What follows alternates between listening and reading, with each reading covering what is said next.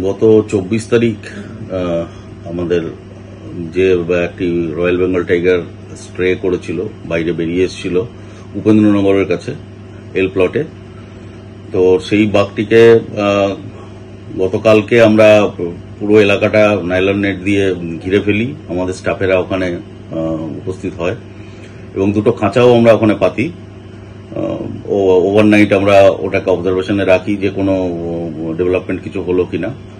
সকালের দিকে আমাদের কাছে শ্রীধরনগরের কাছ থেকে একটি খবর আসে যে সেখানেও বাঘমাখ পাওয়া গেছে। তো আমাদের স্টাফেরা দুটো দলে ভাগ হয়ে সেখানে 50-60 জন নিজ টিম তারা যায় এবং যখন তারা জঙ্গলে স্ক্যানিং করছিল, জঙ্গল ধরে হেঁটে আসছিল, তখন একটি টিম তাদের সামনে বাঘটি পড়ে যায় এবং তারা বাঘটিকে ড্রাইভ করে এবং ড্রাইভ করে সাকসেসফুলি ধুনচির জঙ্গলে, যেখানে আমরা 18 কিলোমিটার নাইলন নেট দিয়ে ঘিরে রেখেছি, সেই জঙ্গলে তারা বাঘটিকে ঢুকিয়ে দিতে সমর্থ হয়। অ্যারাউন্ড 2:30, 2:20, 2:30 নাগাদ এই ঘটনাটি ঘটে এবং বাঘটি আবার তার ধুনচির জঙ্গলে ওখানে ফিরে গেছে। লোকালয়ে এখন আর কোনো আতঙ্কের কারণ কিছু নেই। আমরা যখন নাইলন নেট পরীক্ষা করছিলাম তখন কিন্তু আমাদের নজরে এসছে যে ওই নাইলন নেট যেটা আমরা 18 কিলোমিটার ধুনচির জঙ্গল ঘিরেছি, সেখানে কিন্তু সেই নেট প্লাস দিয়ে কাটা হয়েছে।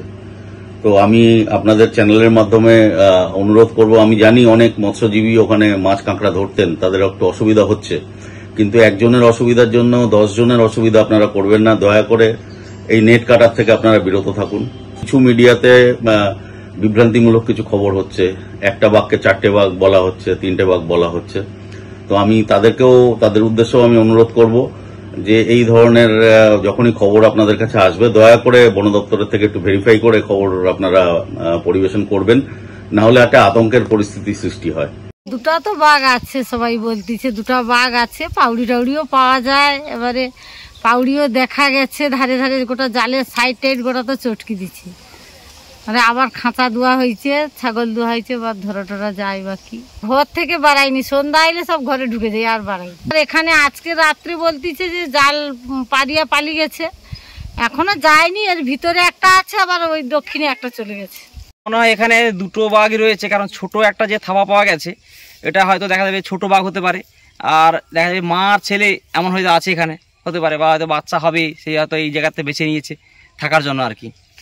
এই জায়গাটাকে সে মনে হচ্ছে, কিন্তু এখানে যা অবস্থা, এই যে বাঘ যেভাবে ঘুরে বেড়াচ্ছে, সবাই কিন্তু আতঙ্কে, আমরা ভয় রয়েছি।